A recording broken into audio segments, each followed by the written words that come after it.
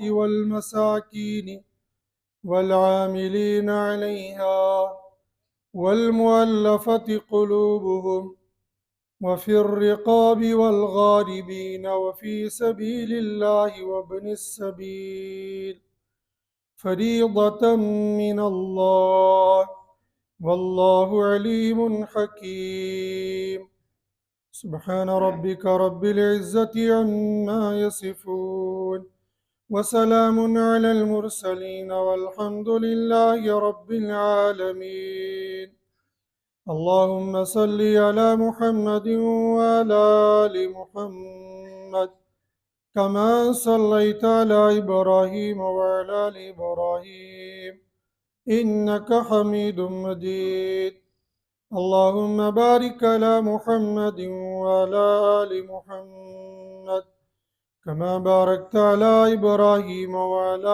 آل إبراهيم إنك حميد مجيد يا رب صل وسلم دائما أبدا على حبيبك خير الخلق كلهم يا رب صل وسلم دائما أبدا على حبيبك خير الخلق كلهم يا رب صل وسلم دائما أبدا على حبيبك خير الخلق كلهم भाइयों, बुजुर्गों, दोस्तों, मेरे हम सफ़र नौजवान साथियों, इस्लाम के बुनियादी 5 अरकान में से 2 रुकनों पर उमूमी तौर पर हम लोग रमज़ानुल मुबारक में अमल करते हैं। एक है रोज़ा रखना। रोज़ा हर बालिग मर्द और औरत रखता है सिवाय माजूरीन के। लेकिन दूसरा अहम फरीज़ा ज़कात। ज़कात के लिए शरीयत ने रमज़ान के महीने को मखसूस नहीं किया है, लेकिन इंसान चूँकि लालची है, जब इसके अंदर लालच बढ़ती है तो ये दुनिया के अंदर तो हरीस होता ही है, फिर ये आखिरत के बारे में भी हरीस बन जाता है। और आखिरत के मामले में लालची बनना ये अच्छी बात है। हजरात साहबे किराम आखिरत के बारे में लालची थे और दुनिया से वो बेरग़बत थे। दुनिया से उनको कोई लेना देना नहीं, लेकिन आखिरत के इतने हरीस थे, इतने लालची थे कि कुरान पाक के अंदर एक हुक्म और एक आयत है जिस पर सहाबा में से सिर्फ एक बंदे ने अमल किया है और फिर क़यामत तक उस पर कोई अमल कर ही नहीं सकता है।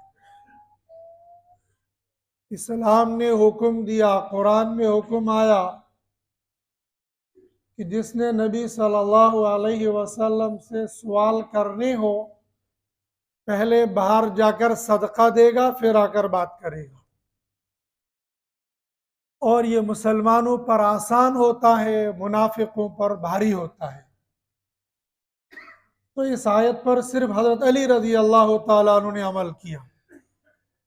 मुसलमानों के लिए आना मुश्किल हो गया, इसलिए कि सहाबा तो बेचारे गरीब और नादार थे। अल्लाह ने हुक्म मनसूख कर दिया।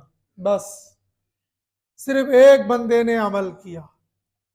एक मौके पर आप सल्लल्लाहु अलैहि वसल्लम ने मजलिस में फरमाया, जो अपने ईमान वाले भाई को सलाम करेगा अस्सलामु अलैकुम, उसको 10 नेकियां मिलेगी। जो कहेगा अस्सलामु अलैकुम व रहमतुल्लाह, उसको 20 नेकियां मिलेगी। जो कहेगा अस्सलामु अलैकुम व रहमतुल्लाहि व बरकातुहू, उसको 30 नेकियां मिलेगी। एक साहबी वहां से उठकर चले गए और थोड़ी देर के बाद वापस आ गए। जो पास में बैठा हुआ था कहने का अचानक कौन सी परेशानी बढ़ गई, तुम गए और आए? कहा असल में आप सल्लल्लाहु अलैहि वसल्लम ने जो फरमाया था ना, सलाम पर ये नेकी, मैं गया एक ईमान वाले को इसी तरीके से सलाम करके आया। मेरे दिल ने चाहा कि सबसे पहले इस हदीस पर मैं अमल करूं। तो सहाबा आखिरत के बारे में हरीस और लालची थे, तो हमें भी सहाबा की इत्तिबा करने की जरूरत है। तो ईमान वाला भी आखिरत के बारे में लालची होता है। यही तो वो आखिरत की लालच है जो इंसान को भूखा प्यासा रखती है। यही वो आखिरत की लालच है जो दिन भर काम करवा के रात को ईशा के बाद 1-1.5 घंटा खड़ा रखती है।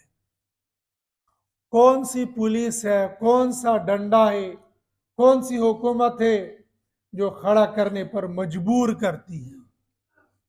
मजबूर तो इस्लामी हुकूमत भी नहीं करती है कि तरावी पढ़ो वरना सहरी नहीं खाने दी जाएगी, तरावी पढ़ो वरना तुम्हारे ताले बंद कर दिए जाएगी। कोई हुकूमत नहीं, कोई बादशाह नहीं, कोई वजीर नहीं, कोई भी नहीं। लेकिन फिर भी ये बंदा खड़ा हो जाता है, वापस जाएगा, 1-2 घंटे आराम करेगा, फिर सहली के लिए खड़ा हो जाएगा। ये वो आखिरत की लालच है और आखिरत की तमन्ना है जो इस मुसलमान को ये सारे काम करने पर आमादा कर रही है। उसी में से ये ज़कात भी है। ज़कात रमजान में देना फर्ज नहीं है, लेकिन चूंकि मुसलमान लालची है और इसने सुन रखा है और उसको ईमान है, उसको यकीन है कि एक के बदले में 70 मिलेंगे। जैसे दुनिया वाले झूठे ऐलान करते हैं तुम्हें इतनी नौकरियां दी जाएंगी, अनपढ़ भी लाइन में लग जाता है, शायद मेरा धक्का लग जाएगा।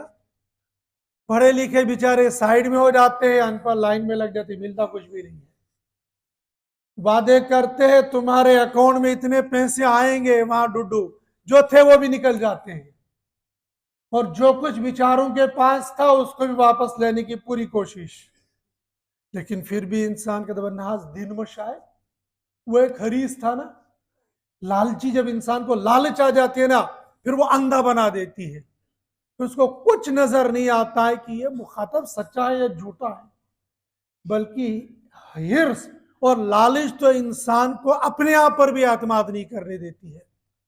वो लालची था, उसको गुड़ खाना था, उसने देखा बच्चे यहां पर है, कहने लगा तुमको पता फला आदमी मिठाई तकसीम कर रहा, लड्डू तकसीम कर रहा है। तो बच्चे तो लड्डू के प्यासे होते भागे। उसको थोड़ी देर में ख्याल आ गया, हो सकता सचमुच में वो लड्डू तकसीम कर रहा होगा, बस वो भाग गया उधर के लिए। बच्चों से झूठ बोला, लेकिन लालच आगे, हो सकता है तो सचमुच में लड्डू तकसीम कर रहा, उधर की तरफ भाग गया। तो इंसान तो हरीस है, कभी कभी ये हिर्स इसको अपनी बात पर भी भरोसा नहीं करने दे, सच है या झूठ है। और फिर जब दूसरा वादा करेगा तो फिर तो इंसान दौड़ के जाता है।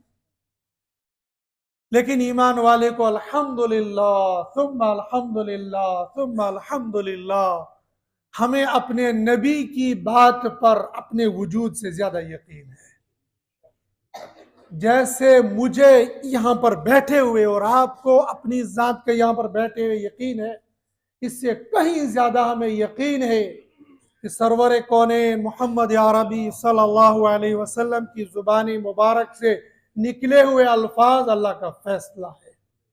अल्लाह ने जो कुछ फरमा दिया वो सच है, वो हक है। वो बात अलग है कि उसका नतीजा अभी मेरी आंखों के सामने निकले या नहीं निकले, लेकिन जो कुछ है वो सच है। इसलिए आपने फरमाया एक के बदले में 70 मिलेंगे, एक नेकी के बदले में 70 नेकियां।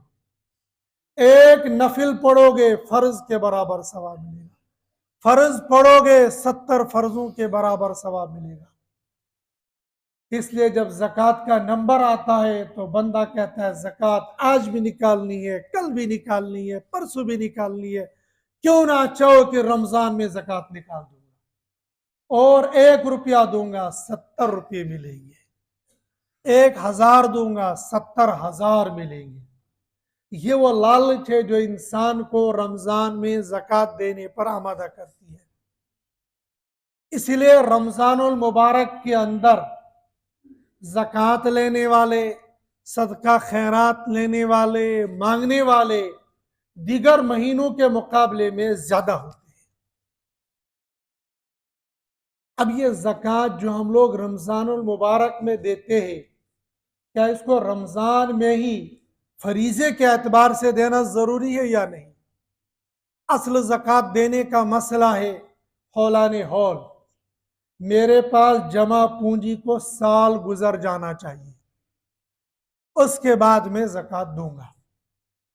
हाँ, अगर साल से पहले ज़कात दे दी बहुत अच्छा है, ज़कात अदा हो जाएगी। लेकिन फर्ज कर लो एक आदमी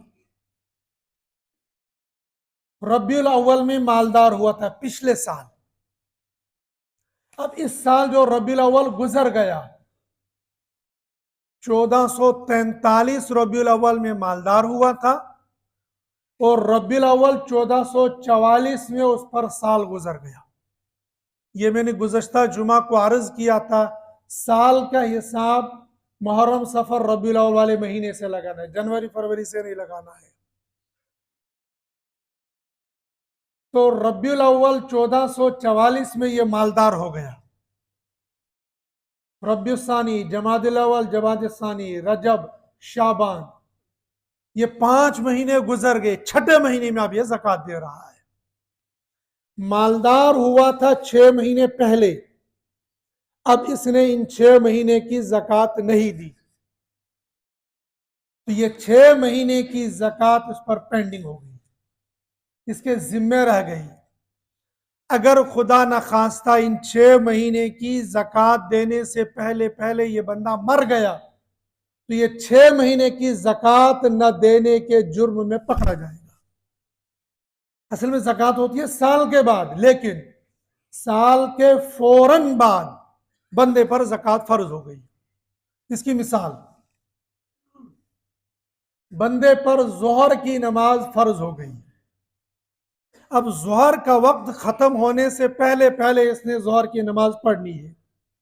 मान लीजिए 12:40 पर आज जोहर शुरू हो रहा है, अब 12:40 से लेकर मान लीजिए 3:40 तक जोहर का वक्त है, उसके बाद जोहर का वक्त खत्म हो जाता है, असर का वक्त कुछ देर के बाद शुरू होता है। अब इस बंदे को 12:40 से लेकर 3:40 के दरमियान में जोहर पढ़नी फर्ज थी। अगर मुकीम है तो जमात के साथ पढ़ लेनी चाहिए, लेकिन ये मुकीम नहीं था, ये मुसाफिर था। दौराने सफर इसने सोचा अब पढ़ूंगा, अब पढ़ूंगा, अब पढ़ूंगा, और अब और तब करते करते करते करते जोहर का वक्त निकल गया। इधर असर का वक्त शुरू हो गया, असर का वक्त शुरू हो गया, अब इसने जोहर की नमाज पढ़ ली, तो ये नमाज अदा हो गई, लेकिन कज़ा के साथ। इसके जिम्मे नमाज को कर्ज करने का गुनाह रह गया। हदीस में आता ना, जो बंदा फर्ज नमाज को कज़ा करके पढ़ेगा 2,88,00,000 बरस जहन्नम में जलेगा। हजरतुल उस्ताद मुफ्ती मोहम्मद सईद साहब पालनपुरी नव्वर अल्लाह मरकदहू ने फरमाया था कि 2,88,00,000, क्या वाकई इतने ही साल जहन्नम में रहेगा, ये इससे कम हो ज्यादा, ये अल्लाह के इख्तियार में है। लेकिन और हदीसें भी आई हैं, नमाज को कज़ा करके पढ़ने पर सख्त वईद आई है। कज़ा करना तो बहुत दूर की बात है। हजरत नबी करीम सल्लल्लाहु अलैहि वसल्लम ने फरमाया, जो नमाज को जमात के अलावा घर में वक्त पर पढ़ता है, मेरा दिल ये चाहता है उनके घरों को आग लगा दूं। जब जमात छोड़ने का इतना बड़ा गुनाह है, तो कज़ा करने का कितना बड़ा गुनाह होगा। अब अगर ये बंदा इसी दिन मर गया और नमाज कज़ा करने से तौबा नहीं की, तो नमाज इसके जिम्मे से उतर तो गई, लेकिन कज़ा करने का गुनाह रहा, अल्लाह के इसकी पकड़ होगी।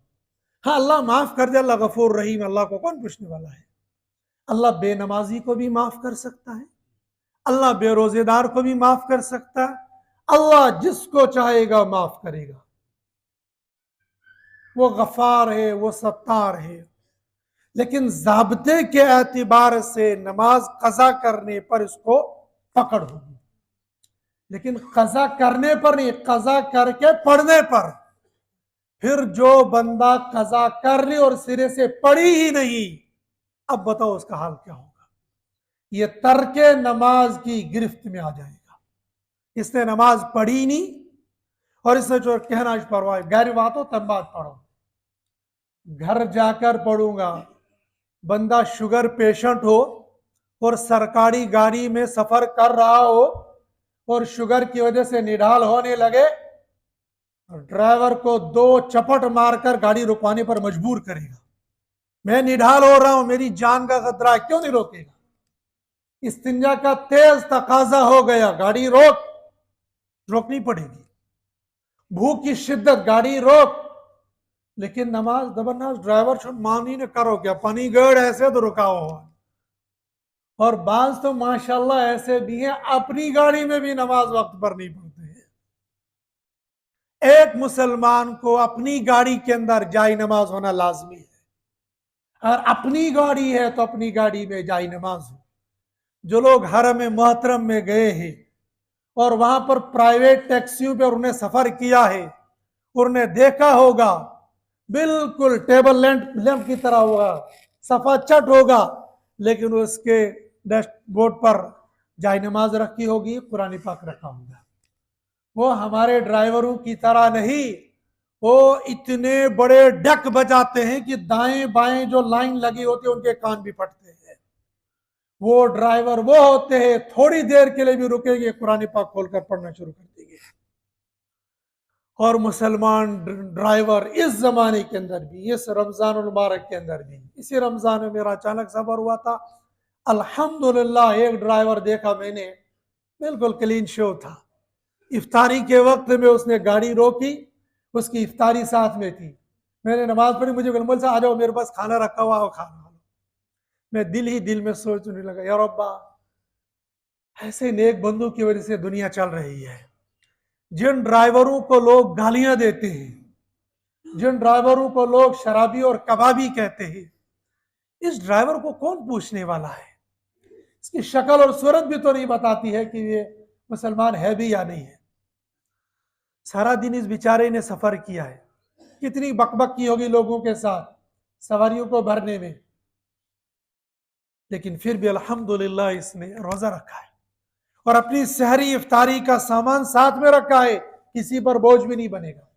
उसको यकीन है कि मुमकिन है मेरी गाड़ी वहां रुकेगी जहां कोई होटल नहीं होगा। इसलिए यह तो जम्मू कश्मीर की रोड है, यहां कोई पता नहीं है कौन सी जगह पर रात गुजारनी पड़ जाएगी और कितने घंटे रुकना पड़ेगा। माशाल्लाह ये तो वो तरक्की याफ्ता स्टेट है, यहां तो 24-24 घंटे एक जगह रुकना पड़ता है। वो अपना साजो सामान लेकर चलता है। और उसी सफर के अंदर मुसलमान ड्राइवर को देखा, तन्हे तन्हा गाड़ी में सफर कर रहा है और सामने लोगो लगा हुआ था जिस पर लग रहा था ये मुसलमान है। डग इतनी जोर से बजा रहा था कि कान फाड़ रहे थे। लोग इधर भी हैं, लोग इधर भी हैं। लेकिन ये जो छुपे नेक लोग हैं, इन छुपे नेक लोगों की वजह से ये दुनिया का निजाम चल रहा है।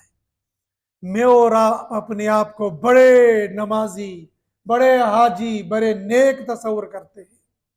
हमें नहीं मालूम हमारी सफों में कैसे नेक लोग भी हैं। इसलिए किसी के ऊपर कोई फतवा नहीं झाड़ना चाहिए। हाँ माशाल्लाह आज तो उम्मत है, हाँ तो उलमा को नहीं छोड़ती है, इमामों को नहीं छोड़ती है, हाफिजों को नहीं छोड़ती है। जो हाफिज तरावी में कुरान सुनाता है, बाहर जाकर 10 ऐब उसी के निकाल लेते हैं। कभी कहे तेज पढ़ रहा है, कभी पैर आहिस्ता पड़ा, टांगे तोड़ दी, कभी कहता वो किया ये किया है। तो वो क्या हो गया है? जिस इमाम के जिम्मे तुम अपना फर्ज हवाले करके जाते हो, बाहर जाकर उस इमाम की गीबतें करते हो, जहन्नम में जाओगे। अलगीबत अशद्दु मिन अज़्ज़िना। किसी के जिम्मे कोई ऐब है वो जाने, उसकी आखिरत जाने। अगर किसी बंदे को अल्लाह ने मुसल्ले पर खड़ा किया है तो मिन जानिबिल्लाह है ना। वो अल्लाह जिसको तौफीक देता है वही खड़ा होता है। मुझे और आपको तौफीक दी और मस्जिद में आ गए, वरने हमारे कितने भाई हैं मस्जिद में नहीं आते हैं। बज़ाहिर हमसे हटे कटे सब कुछ है, नहीं आ पाते हैं। इसलिए अपनी जबानों पर ताले लगा देने चाहिए। मैंने शुरू रमजान में अर्ज किया था, कम से कम रमजान में ये आदत डालो, अपनी जुबानों पर लगाम लगाने की। कौन क्या कर रहा है वो जाने। हाँ, जिनके जिम्मे बोलना है वो बोलेंगे, उनकी जिम्मेदारी है। बाकी क्यों अपना रोजा खराब करते हो, क्यों अपनी आखिरत खराब करते हो। कौन क्या कर रहा है वो जाने, उसकी आखिरत जाने। हमें किसी आखिरत की जिम्मेदारी, कोई ठेकेदारी नहीं है।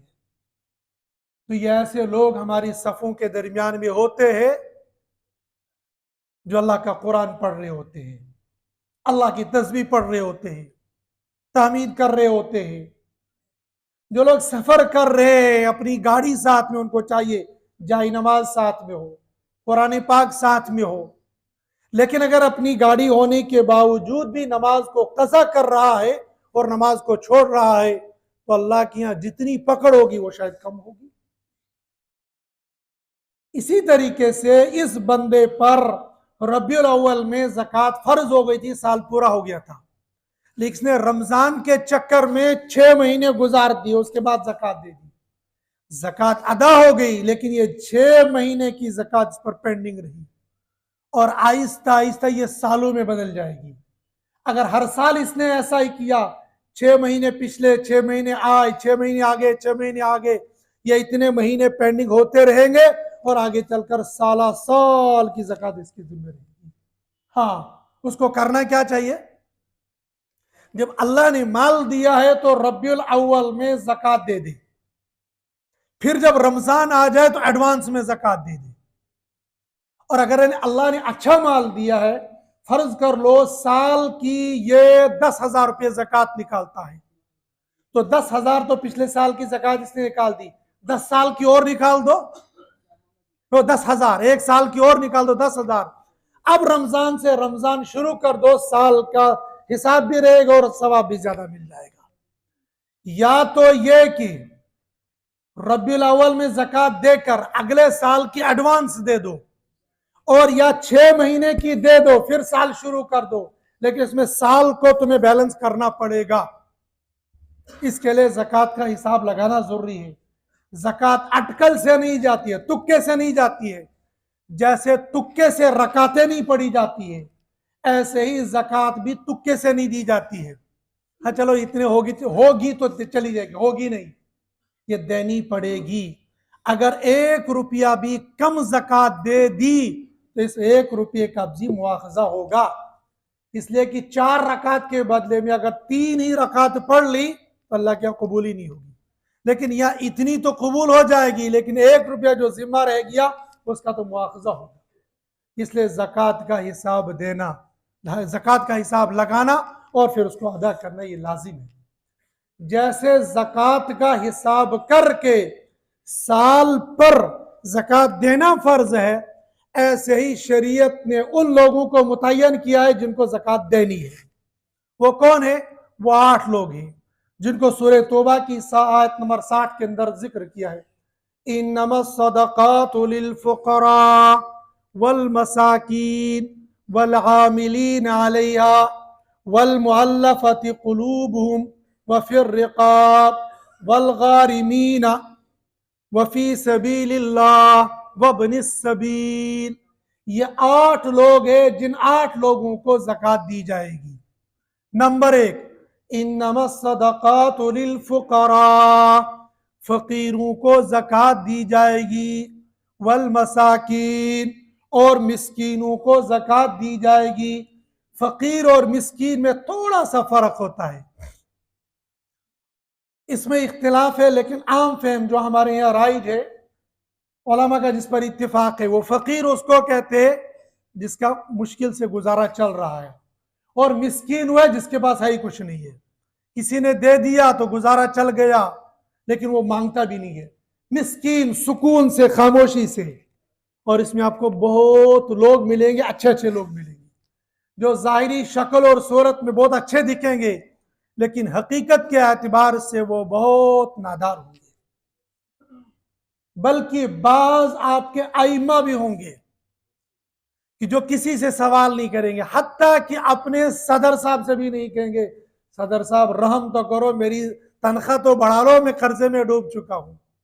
इस वक्त भी, आज के जुमे में भी मैं ऐसे इमामों को जानता हूं जो कर्ज के तले दबे हुए हैं, और तनख्वाहें क्या होती है वो आप जानते हैं। वो मिस्कीन है, वो किससे मांगते नहीं है, कर्ज के अंदर डूबे हुए हैं, हाथ नहीं फैलाते हैं, और जाहिर में आप देखेंगे माशाल्लाह ठाट बाट आन शान से चल रहा है। दबन्नाज क्या ज़कात, क्या तनख्वाह बढ़ा हो, लोग क्या कहते हैं, इमाम साहब क्या तनख्वाह, हम बूट वुचान हम सूट वुचान हम टोप वुचान है, माशाल्लाह देखो ना इतने कपड़े तो मुझे भी नहीं। वो पगले तुझे क्या पता है ये सफेद सूट हर दिन धोकर पहनता है, ये सफेद सूट को क्या पता है कि कितने इसके पास है। देखने वाला कहता है इतने सूट इसके पास है। एक डॉक्टर मुझे कहने लगा मेरे घर वालों का मेरा कोई खर्चा नहीं है। मैंने कहा क्यों? कहा हर ईद के लिए मैंने सफेद सूट एक ही रखा है, हर जुमे को पहनता हूं, हर ईद को पहनता हूं, हर अच्छे दिन को पहनता हूं, न घर वालों को टेंशन न लोगों को टेंशन। लोग समझते हैं बड़े रूप सूट इसके पास है, और ये पैंट बिग शर्ट ये तो रंग बिरंगी होती है, अगर एक पार्टी में ले गया दूसरी में वही लेगा, कहने फकीर मिशू ही नहीं किया। पैंट कोट वालों को परेशानी है, सफेद कुर्ता पाजामा वालों को परेशानी कोई नहीं है। अहब्बुस्सियाब इंदल्लाहि अबयज़, बेहतरीन लिबास अल्लाह के नजदीक वो सफेद है, टेंशन ही कोई नहीं है। लेकिन ये दिखता है कि बड़ा मालदार है, हकीकत में बड़ा गरीब है। तो मिस्कीन ऐसे लोग होते हैं, फकीर जिसका थोड़ा बहुत गुजारा चल रहा है, बल्कि उलमा ने यहां तक लिखा जिसके पास है लेकिन जक़ात उस पर फर्ज नहीं है कि वो जक़ात लोगों को देनी, इतना नहीं है, थोड़ा बहुत है। इससे मालूम हो गया आज की डेट में जिस बंदे के पास 20-25 हजार रुपये बैलेंस होंगे वो भी फकीर होगा, इसलिए कि वो ऐसा नहीं है कि वो जक़ात लोगों को देगा। नंबर 1 फकीर, नंबर 2 मिस्कीन। वल आमिलीन अलैहा, लेकिन ये लोग हमारे यहाँ नहीं है। ये लोग जो खलीफतुल मुस्लिमीन है वो आमिलीन को मुतय्यन करता है, ज़कात लेने वालों को मुतय्यन करता है, वो उनको ज़कात देगा। हाँ अलबत्ता हमारे यहाँ जो सुफरा आते हैं ये सुफरा तो सारे फकीर होते हैं, इल्ला माशा अल्लाह, इक्का दुक्का कोई मालदार होगा, वरना अक्सर फकीर होते हैं। लेकिन अहले मदारिस का उसूल ये होता है कि इनको अलग से तनख्वाह देते हैं, लिहाजा आपने इनको ज़कात नहीं देनी है, मदरसे वाले इनको तनख्वाह देंगे। वल गारिमीन अलैहा, वो नहीं, वल आमिलीन अलैहा, ज़कात लेने वाले, लेकिन वो खलीफे की तरफ से मुतय्यन होंगे।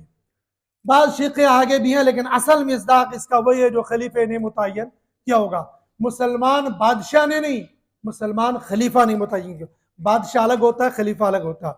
वल मुअल्लफ़ति क़ुलूबुहुम, ये हजरत नबी करीम सल्लल्लाहु अलैहि वसल्लम के ज़माने में चंद तरह के लोग थे। एक वो लोग थे जो मालदार थे लेकिन फिर भी उनको ज़कात दी जाती थी, लेकिन इसलिए वो खुद मालदार थे लेकिन हजरत नबी करीम सल्लल्लाहु अलैहि वसल्लम को ज़कात देते थे ताकि अपनी कौम के अंदर जो कमजोर लोग हैं उनको दे देंगे, लेकिन होने चाहिए मुसलमान, या वो खुद जो मुसलमान हो चुके हैं लेकिन नादार है, गरीब हैं, तो उनको भी ज़कात दी जाती है। और ऐसे लोग हमारे ज़माने के अंदर भी पाए जा सकते हैं। फ्राडी लोग भी होते हैं, वो बात में करूंगा। इस नाम पर बहुत लोग ब्लैकमेल करते हैं, जी बे मैंने लशहदु अल्ला इलाहा इल्लल्लाह का इकरार किया है लिहाजा मेरी इमदाद की जाएगी। इस्लाम भिखारी नहीं बनाता है, इस्लाम तो जरी और बहादुर बनाता है। मुहाजिरीन ने हिजरत की मदीना की तरफ, भीख नहीं मांगा, उन्होंने कहा मेहनत मजदूरी करेंगे, जंगल में जाएंगे, लकड़ी काट के लाएंगे, बेचेंगे, मजदूरी करेंगे और उसके बाद खाएंगे और कमाएंगे।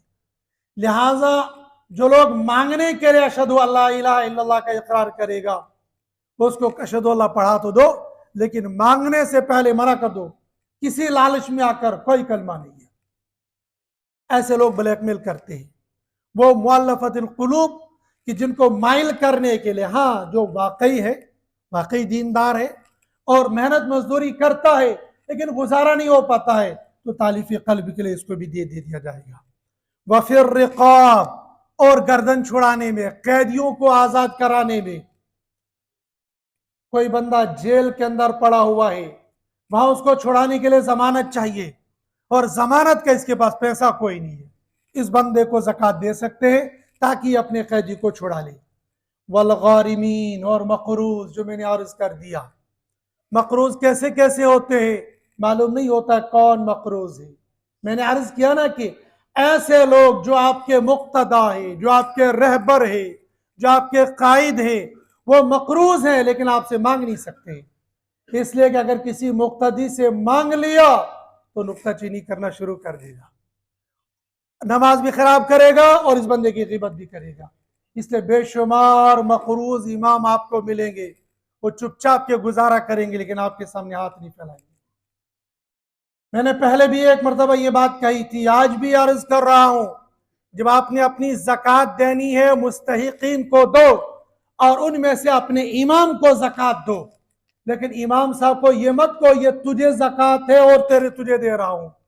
इमाम इमाम होता है, इमाम को असल माल दे दो। लेकिन अगर एक बंदे के पास असल माल नहीं है, ज़कात दे रहा है, इमाम साहब के हवाले को, इमाम साहब ये ज़कात का ₹1,00,000 है, आप जहां पर चाहोगे, जहां पर आपको ज़कात के मुस्तहिक नजर आएंगे वहां इसको खर्च कर दो।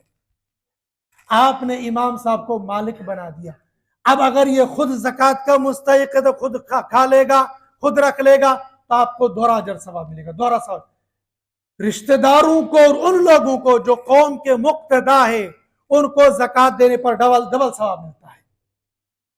रिश्तेदारों को भी ज़कात देने पर डबल सवाब मिलता है, एक ज़कात देने का और दूसरा कराबतदारी का। हज़रत अबू तलहा रज़ी अल्लाह तआला अन्हु जब लन तनालुल बिर्रा हत्ता तुनफिकू मिम्मा तुहिब्बून नाजिल हो गई कि अपने पसंदीदा माल अल्लाह के रास्ते में खर्च करो, हज़रत अबू तलहा रज़ी अल्लाह तआला अन्हु आए, या रसूल अल्लाह सल्लल्लाहु अलैहि वसल्लम, मस्जिद नबी के साथ में जो बाग है बिरुहा, ये आपको भी पसंद है, मुझे बहुत पसंद है, और ये माल वालों को, जमीन वालों को, बाग वालों को बताए। हम जम्मू वालों को क्या पता बाग की क्या कीमत है, कश्मीरी से पूछो कि बाग क्या चीज होती है। वो जब बाग फलता और फूलता है, वो घर की कोठी में नहीं बैठता, वो बाग के अंदर आकर वो मटके का पानी पी लेता और चारपाई डालकर मजे ले लेता है। बाग प्यारा होता है और बाग के फल फ्रूट मजेदार होते हैं। हज़रत अबू तलहा को बाग प्यारा था। या रसूल अल्लाह सल्लल्लाहु अलैहि वसल्लम, अल्लाह ने फरमाया है पसंदीदा और प्यारी चीज अल्लाह के रास्ते में दे दो, मुझे ये बाग पसंदीदा, इसको कबूल फरमा लीजिए। आप सल्लल्लाहु अलैहि वसल्लम फरमाया कबूल है, का आपका दिल जहां चाहे वहां उसको तकसीम कर लो। हजरत नबी करीम सल्लल्लाहु अलैहि वसल्लम ने फरमाया अपने रिश्तेदारों के दरमियान में इसको तकसीम कर लो। हज़रत तआला ने अपने भाइयों, चाचाजाद भाई, मामूजाद और जो कराबतदार थे उन लोगों को तकसीम कर दिया। बल्कि एक सहाबी आए, कहने लगे ये घोड़ा मुझे बहुत प्यारा है, इसी आयत के ज़िम्न में, ये घोड़ा मुझे बहुत प्यारा है, आप इसको कबूल कर लीजिए। आपने कबूल किया और बाप के बेटे को कल ये ले लो, तुम्हें तुम्हारे हवाले हो गया। वहां से ज़कात ले ली, ये कबूल हो गई, मालिक बनाया हजरत नबी करीम सल्लल्लाहु अलैहि वसल्लम को। अब मालिक को इख्तियार होता है कहां खर्च करेगा। वो जो मैं अर्ज कर रहा हूं, इमाम को दो, इमाम को मालिक बनाओ, अब जहां चाहेगा वहां खर्च करेगा। हो सकता है बाप ने ज़कात दी और इस इमाम साहब के इल्म में होगा बेटा फकीर है, इसलिए कि इमाम साहब के पास बहुत ऐसे राज होते हैं जो आपके पास नहीं होते, कौम उसको राजदाना तौर पर बता देती है। बल्कि बेटा आकर बाप के राज बताता है और बाप आकर बेटे के राज बताता है।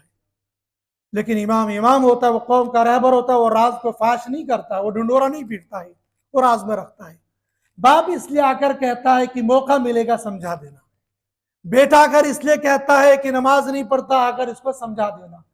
ऐसे ही मुमकिन है बाप ने बेटे को अलग कर दिया और बेटे के हालात सही नहीं चल रहे हो, बाप ने आकर इमाम साहब को कहा इमाम साहब ये ₹1,00,000 है, जिसको मर्जी उसके दे दो। इमाम साहब मालिक बन गए, बेटे को बुलाओ, ये लो ज़कात, हो गया। हजरत नबी करीम सल्लल्लाहु अलैहि वसल्लम बाप से घोड़ा लिया और बेटे को दे दिया। ये है वो चीजें शरीयत मुताहरा के अंदर पाकीज़ा चीजें, इधर से लो और इधर इसको अदा कर दो।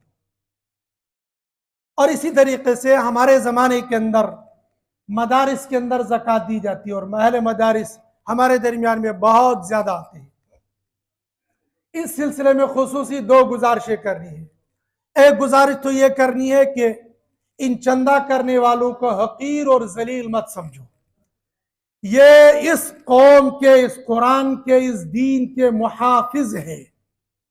ये चंदा करते हैं तो इदारे चलते हैं, इदारे चलते हैं तो कुरान की हिफाजत, इदारे चलते हदीस की हिफाजत, इदारे चलते तो इमाम मिलेगा, इदारे चलते तो रमजान में हाफिज मिलेगा, इदारे चलते तो आपको मुफ्ती मिलेगा, इदारे चलते तो आपको मौलवी मिलेगा, इदारे चलते तो आपके दीन की हिफाजत है। खुदा न खास्ता अगर ये उलमा खत्म हो गए, अगर ये इदारे खत्म हो गए तो दीन खत्म हो जाएगा। जानते नहीं हो रूस के अंदर क्या हुआ? रूस में सबसे पहला जो हमला हुआ था वो उलमा पर हुआ था, और सन 47 से 1857 में भी जो पहला हमला हुआ था वो उलमा पर हुआ था। दिल्ली के अंदर 1000 मदरसे थे, सब पर बिल्डोजर चला दिया था। उलमा को चुन चुन कर लाया जाता था और खंजीर की खालों में बंद करके जिंदा उनको आग लगा दी जाती थी। बातिल जानता है दीन महफूज है उलमा के जरिए से, बातिल जानता है दीन महफूज है इन मदारिस के जरिए से, बातिल जानता है कि दीन महफूज है इन उलमा और आइम्मा और हुफ्फाज के जरिए से। लिहाजा इन दीन के किलों की हिफाजत करना ये मेरी और आपकी जिम्मेदारी बनती है। पहली बात तो इनको जलील न समझा जाए, इनको भिखारी न समझा जाए, इनकी इज्जत की जाए, इनको वकार दिया जाए, इनको एक मकाम दिया जाए। हाँ, इसके साथ में इनकी शक्ल में बाज फ्राडी आते हैं। जैसे नमाज में अभी आप निकलेंगे और अक्सर जुमाओं में शिकायत आती मेरा जूता ले गया। नमाजी तो चोर नहीं होता है, नमाजियों के दरमियान में चोर घुस जाता है। ऐसे ही इन बावकार सुफरा के दरमियान में बाज फ्राडी आते हैं। वो जाली तस्दीकात बनाएंगे, जाली कागजात बनाएंगे, जाली रसीदें बनाएंगे और कौम को गुमराह करेंगे, कौम को धोखा देंगे। और बाज फ्राडी ऐसे होते हैं जो ऐसी मन घड़त कहानी आपके सामने बयान करेंगे, आप रोने लग जाओगे। मुझे एक मौलवी साहब ने सुनाया कि एक फ्राडी ने ऐसी कहानी सुनाई, मैं भी रोने लगा और क्लास के सारे बच्चे रोने लग गए, और बाद में पता चला फ्राडी था। इसके लिए तहकीक जरूरी है, लेकिन तहकीक अलग होती है, तजलील अलग होती है। हमें जलील नहीं करना, हमने तहकीक करनी है। और तहकीक करने के लिए मदारिस के लिए राब्ते मदारिस दारुल देवबंद से एक सनद जारी होती है। आमतौर पर आप उसको पहचानते नहीं है, इसलिए हम लोग जिम्मा लगा देते हैं शहर के किसी एक बंदे को कि तुम देख लो, इसलिए कि आज तो मॉडर्न दौर, तो डिजिटल दौर आ गया ना। डिजिटल दौर में बंदे का स्कैन किया जाता है तो कागज का स्कैन क्यों नहीं करेंगे? आवाज का स्कैन किया जाता है, शक्ल अलग बनाई जाती, सब कुछ वो हो रहा है, तो कागज का स्कैन क्यों नहीं करेंगे? वो कागज का स्कैन करके आपको धोखा दे सकते हैं।